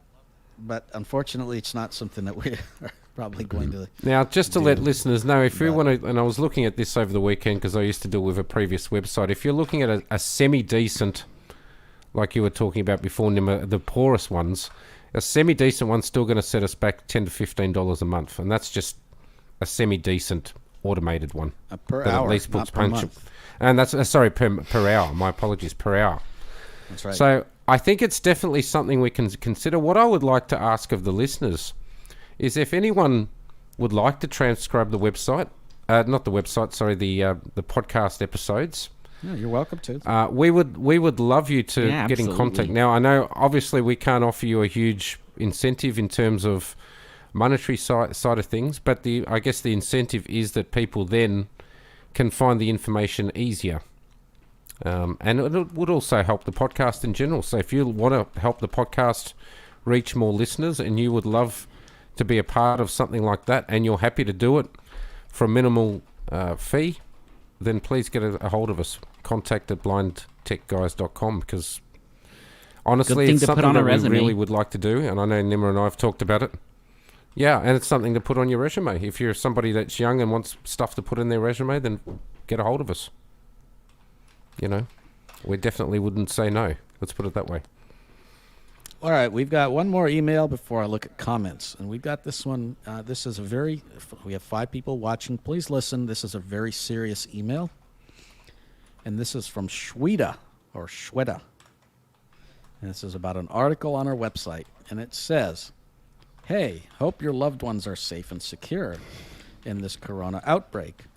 I would like to tell you that I am buying casino links on high-quality websites. So I am looking for a permanent article written by you and placed on the inner page of your website. Theme, Casino Forex." Forex, that's a good beer. I was thinking like Forex strategy games. Now, Shweta has emailed us probably at least 4 or 5 times now in Quite a the last bit. week. So whoever you are, we are not a casino, and we will not be putting up links about casinos on our website, but thank you for the offer. You're welcome to About the donate some of closest your thing- winnings. Yeah, absolutely. About the closest thing we Yes. come to a casino is sometimes we'll eat chips whilst we're broadcasting. But that's probably about as close as we get to being a casino. Yes. So thank you, Shweta. I think it's pronounced Shweta. Sounds I'm better not sure, that way. yeah. I think. I don't know. But yeah, very good. I'm gathering that was in the spam folder again. Actually, for whatever reason, it bypassed my spam filter. But Oh. yes. Oh, Well, there you go. Maybe it was because all the words were spelt correctly. Yes. I don't know. Interesting. Okay, Tedros says the version of Unigram on Windows is not intuitive for me, even with Doug Lee's JAWS scripts.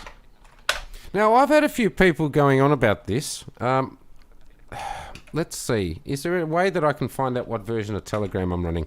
Because mine works perfectly well. Probably under the about. Let's go open navigation. Let's see. We can do a more proper demo of that. We just want to do that "Did you know" section. Yeah, we might today, have but to we can do a that. proper Yeah, demo because of that, it's but a bit is- hard to find. But I've heard this mentioned on a few of our groups that people are having issues. So if you can, maybe actually what would be pretty cool is if you can give us a demo of the issue you're having. Yeah. Because 'Cause I'm we not having certainly any aren't drama at all, finding and any I've got the issues with it. latest. It works yeah. here. There's a couple of fiddly bits. For example, when you go Sure. when you're in the edit box and you want to read your messages, you hit Shift Tab a couple of times and then use up and down arrow keys. But there's not really a good indication that you should hit up and down arrow keys. So I mean, I suppose there's that, but I'm not sure what the issues that people are having. Yeah, I'm just trying to find the version, but I can't seem to find it right now. But yeah, as I said, I've got the latest one here, which also allows you to secret chat, the conversations oh, that that you would be can have in the nice. group. Somewhat. And that works perfectly fine. I really can't find any, and I don't even know if I'm using this. Oh, yes, I am using the scripts, but yeah, it is working fine for me on JAWS 2020. So You can also do Don't know. calls, Telegram calls, and they work pretty well with that. I've Yeah. used my microphone to make calls Yeah, with I've done that Unigram, too. so all Yeah. that works relatively yeah, I don't know. reasonable. So I'm not really sure what the issues are, but let us know, and we'll happy to do that. Maybe do a And the demo other of that thing, I guess, too, is if so. you, just to make sure that you are, and I'm sure that you are, but just double checking that you're downloading it from the official place that you should be from Unigram. It's not some sort of, I'm not saying that it's a dodgy piece of software or... Yeah, you can either a get it from clone, maybe, I Unigram don't or know. you can get it from the Windows 10 App Store, I believe, as Oh, well. yes, you and can, that will yes. work too. So Yep. Either way, should But work. yeah, if you are having issues, please send us a demo. We love demos, and we'd like to just, if we can hear what the issue is, you actually reproducing the issue, then we can probably go about answering it a little bit more aptly next episode. We've been here for 1 hour and 45 minutes, so I'd like to thank all of you guys for joining us today. And again, I want to wish Chinese people or anyone who celebrates a very happy New Year, early New Year. And I want to thank all of you guys for listening. We had up to 8 or 9 listening at once today, and quite a number of new commenters. So thank you very much. Yeah, absolutely. That's brilliant. Make sure to share this YouTube out. If we get 1,000 subs, I will be giving away $1,000. So Wow, yeah. definitely. Does that mean that like Kurt and I can like sign up for this potential windfall? Just make what a you bunch have of to do- duplicate accounts. What you have to do first is you have to leave the podcast. So Yeah, I can say do that. I kish, can kish, leave. You're not going to do Kish that. for a week or two. Yeah. Pretty And good. then and then I'll come back. to do is you're going to have to start commenting on the YouTube videos to show us that you're active and that you. I'll start pushing the dislike button. You like? Yeah, you can do that. I mean, sure, why not? And then I know who you are, Marco. Once it's all done and I've spent $1,000 and the podcast starts dying off, then you can come back. Yeah, cool.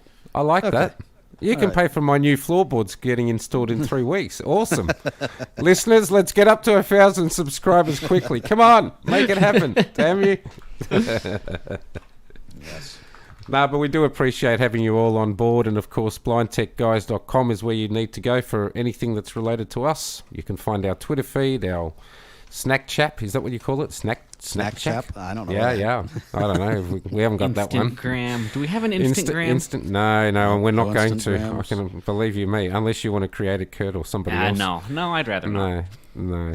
Facebook, Telegram, WhatsApp. Signal's still alive, although I don't think Yes, I we've think we've got publicised 10 that people link, on but- there. Yeah, Yeah. we haven't publicized. But if you'd like to join, let us know and we'll send you an invite. Yeah. If you're WhatsApp or anti-WhatsApp, you can pop into Signal or Telegram, so that's all good. Yeah. And, yeah. Facebook It's all group's there. taken off. YouTube continues to get more subscribers slowly. I think we're up to like 180 now or something. Very I nice. think we've got over 160 in the mailing list now, 170, so that's great. Yeah. And We got, anyone that wants to subscribe Just there, yesterday we check had out the show 100 notes. listeners, so we're very much That's up amazing. to, I think, 39. Let me see. Actually, I'm going to log into that, let you guys know Yeah, let's where have a we're look. at. Well, last week when we put up the show, I remember this distinctly because it was a round number. It was bang on 3,500 when it was put up on Tuesday afternoon my time, so that would have been Monday evening for the US. And we're now 6 days in, and Nimmer's bringing up the number. Oops, I want to go to analytics, not distributions. Let's try analytics. There we go. Should be pretty close to 4,000, I'd say. We are at 3743. Oh, very Oh, wow. good. Okay, I thought we... Oh, maybe... Actually, did I read 3,500 or 3,300? It might have been 3,300, sorry. Yeah, it was 3,300. I think it was 3,300, sorry. So we've had 400 odd, The nearly episode from 500 last week plays. is at 244 just by itself, and that was put up 6 days ago That or was last something. Oh, very 6 days ago. nice. 5-6 days ago. That's very So we're good. definitely continuing to grow, and as I said, 60 countries. So definitely thank you all for listening. And if you're listening to me on a Victor Reader stream, which a lot of you are, hello. I think a few people have been having issues with their Victor Reader streams. Maybe we'll talk about that next week. Anyway. Yeah, maybe. All right. Well, thank you guys for listening. And thank you, Marco. Thank you, Kurt. Hopefully Marco's internet will be working. Thank you, Super Bowl, Yeah. for actually making my internet work today. I think a lot of people maybe were off their internet. Well, actually, you know what they finally Hooray. decided to do? I'll mention this real quick, Nim. They've actually finally decided to use the antenna that's in the right spot to maybe try that out after 3 weeks of pondering. So Yes. maybe in about an hour I might actually have internet again.